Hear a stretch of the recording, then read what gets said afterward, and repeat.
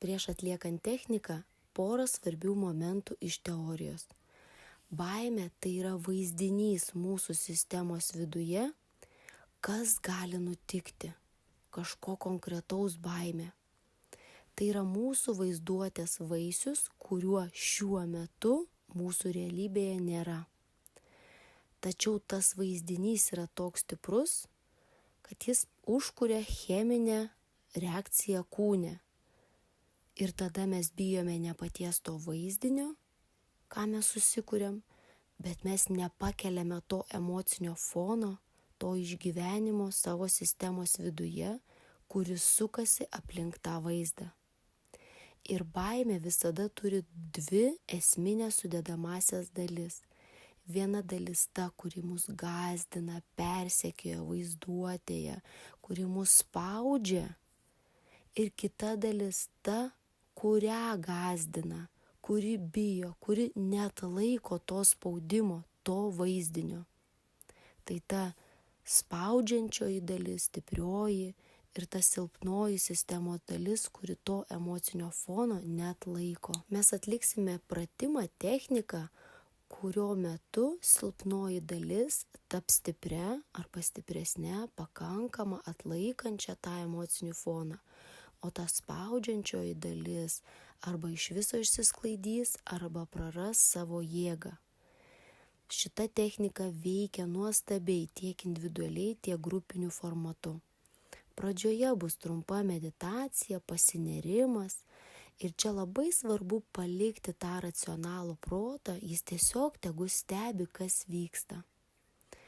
Mes atliksime techniką, efektyvią techniką, kuri orientuota į mūsų kūną, į emocijas, jausmus ir pojūčius. Taigi trumputė meditacija, kad panirtume į vidų. Patogiai įsitaisykite, primerkite akis, įkvėpkite, iškvėpkite ir atkreipkite dėmesį į savo pėdas. Jūsų pėdos. Kilkime aukštyn vidiniu žvilgsniu, jūsų keliai, atkreipkite dėmesį į šlaunis, klubus, nugarą, sėdmenis, stuburą. Nuostabu. Patogiai padėkite rankas, patogiai nuleiskite pečius, net galite juos šiek tiek paspausti žemyn, kad įsitikintumėt, jie tikrai atsipalaidavę. Atkreipkite dėmesį į savo kaklą, į galvą, plaukus. Maksimaliai patogiai pajauskite. Veidas atsipalaidavęs, akis, žandikaulis. Jis gali būti truputį pakibęs, akių vokai apsunkę. Giliai įkvėpkite ir lėtai iškvėpkite. Įsivaizduokite, kad jūs kvėpuojate švara, ramybė, gaivumu, tokia vidinė harmonija, kuri tvyro aplink jūs. Oras lengvai prateka jūsų sistema pirmyn ir atgal. Ir taip pamažu pereisime į techniką. Dar kartą įkvėpkite, lėtai iškvėpkite ir kvėpuokite savo pačiu geriausiu tempu ir būdu. Jūsų užduotis yra stebėti savo vidinę sistemą, savo vidinių matymų, pojūčius ir reaguoti į tolimesnius žodžius.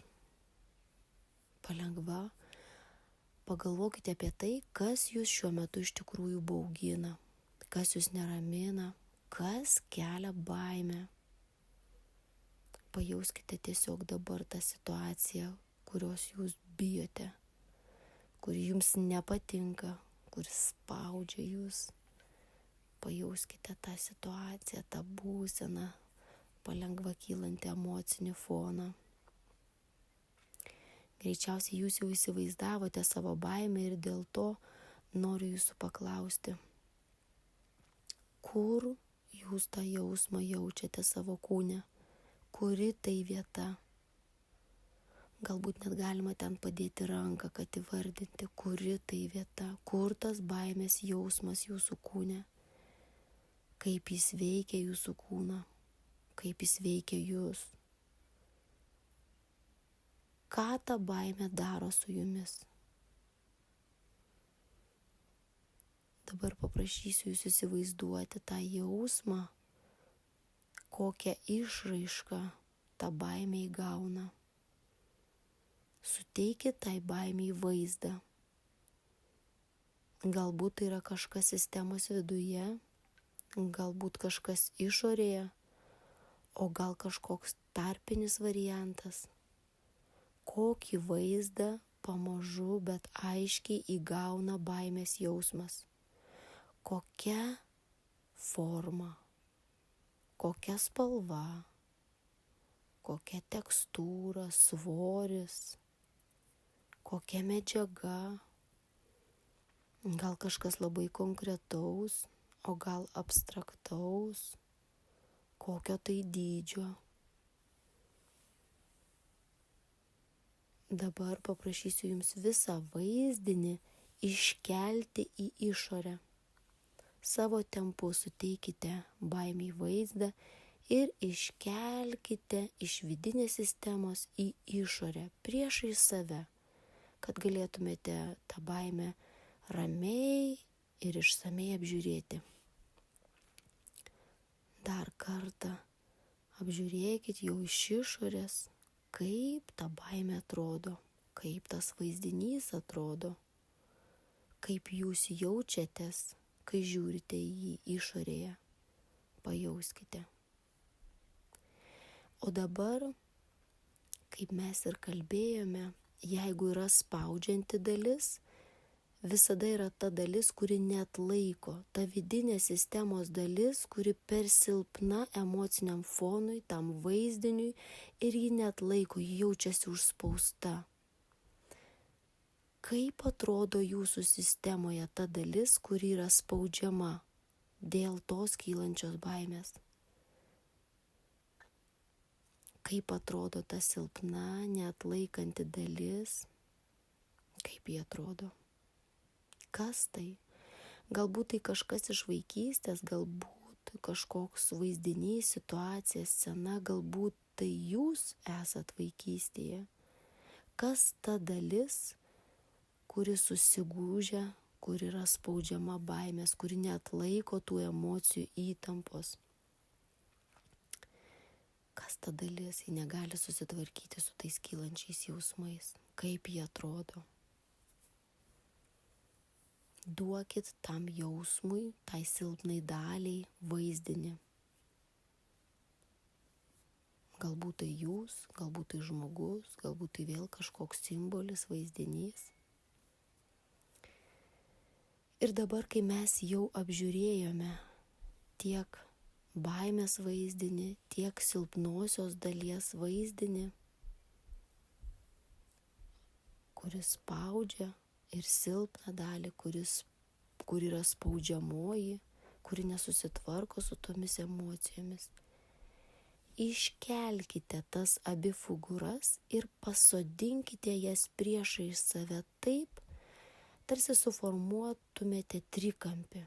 Tos dvi figūros žiūri viena į kitą ir jūs žiūrite į jas kaip sąmoninga, suaugusi sistema. Pradėkite dialogą su baime. Taip, būtent su baime. Paklauskite tiesiai šviesiai baimės, ko tu nori, ko tu iš manęs nori, kodėl tu esi mano gyvenime. Pastebėkite, koks atsakymas pirmas, spontaniškas, gal net nelogiškas ateina. Greičiausiai baimė kažką jums atsako. Galbūt papasakoja, galbūt parodo. Taip, visi vaizdiniai, kurie kyla, yra tinkami. Jūs dar galite paklausti, kaip tu senai pas mane esi?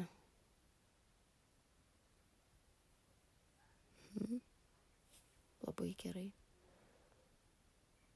O dabar dar kartą įsižiūrėkite į tą baimės vaizdinį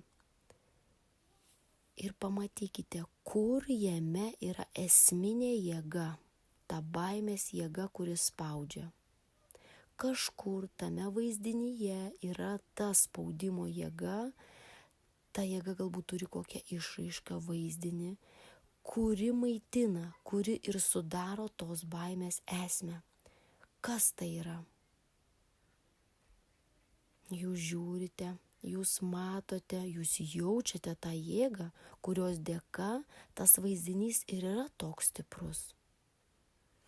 Ir dabar jūs drąsiai apžiūrite ir paimate tą jėgą iš baimės vaizdinio ir atiduodate tą jėgą silpnai užspaustai daliai. Įsivaizduokite, kaip ta jėga išeina iš baimės vaizdinio. Taip. Jinai išeina iš to vaizdinio, jūs savo minčių jėga padedate tam vykti detalėms ir ta jėga akumuliuoja, transformuojat ir perduodat į tą silpnąją dalį, tą vaizdinį. Jūs stebite, kaip keičiasi ta antroji dalis, kai ta jėga pereina į ją. Pastebėkite, kas čia su ja vyksta. Greičiausiai su ja kažkas vyksta. Kaip ji keičiasi pačiu geriausiu būdu. Kas vyksta? Galbūt jūs pajuntate ar matote, kaip ta dalis išsitęsia, atsikvėpė, tapo stipresnė, galbūt kažkokios detalės nukrito, galbūt kažkokios pasipildė. Galbūt jaučiamas stiprumo, ramybės, tvirtumo pojūtis, ateina galbūt kažkoks aiškumas. Ir kol mes stebime tą dalį, pakalbinkite ją. Tiesiai šviesiai klauskite, ko tau dar trūksta, ko tu dar nori iš manęs.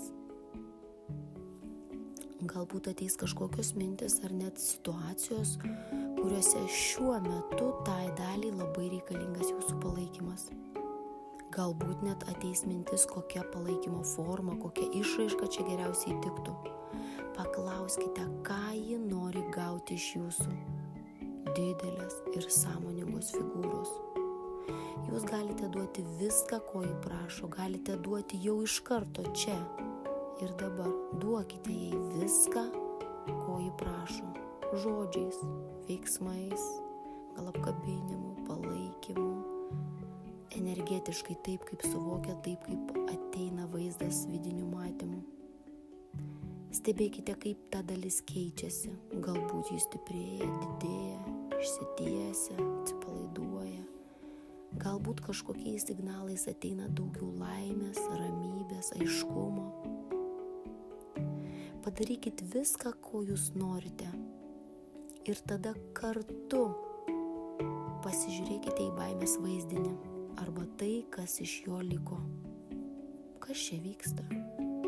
Ar šiuo metu tas vaizdinys turi įtaką, galią tai kitai pusiai? Ar jisai spaudžia? Kaip pasikeitė tas vaizdas? Galbūt sumažėjo, sumenko, prarado aktualumą, gal išvis išnyko? Kaip jis teigiamai pasikeitė? Ir jeigu dar yra to aktualumo, tai jūs drąsiai vėl pasikalbėkite ir su tuo vaizdiniu ir klauskite, ko tu nori. Gali drąsiai pasakyti, kad tu man jau nebereikalingas, tu man nebeaktualus. Jeigu dar reikia, galit paimti ir akumuliuoti likusias jėgas bei atiduoti tai kitai pusiai. Pakartokite tiek, kiek reikia. Stebėkite, kaip erdvė harmonizuojasi ir prisipildo aiškumo, ramybės. Visur yra pusiausvyra, visur yra ramybė, harmonija, aiškumas. Taip, kaip reikia, pačia geriausia tvarka. Ir kai padarysite viską, ką jūs norite, tada savo dalį, savo tikrąją dalį integruokite atgal į save. Priimkite ir pajauskite vienybę. Kaip jaučiatės ir kaip ilgai norite išsaugoti šitą būseną. Užduokit savo tai klausimą. Pasimėgaukite tą būseną ir išreikškite ketinimą būti, norą būti tokioje harmoningoje, pusiausvyrą kupinoje aplinkoje. Dabar pamažu savo tempu, savo laiku pajudinkite kūną, taip kaip norisi, tiek kiek norisi. Ir vidiniu matymu peržiūrėkite savo dabartinę situaciją, savo baimę, ar ji kaip nors pasikeitė, ar pasikeitė kaip nors jūsų požiūris, vidinė reakcija, vidinis emocinis intensyvumas. Patyrinėkit, kas įvyko. O šiaip sveikinu jūs, jums sekasi. Šitą techniką galite kartoti ir atlikti ją tiek ir taip, kaip jums tik labiausiai norisi. Ir prie bet kokių situacijų, prie bet kokių intensyvių ar mažesnio intensyvumo baimės, pojūčių ir vaizdinių.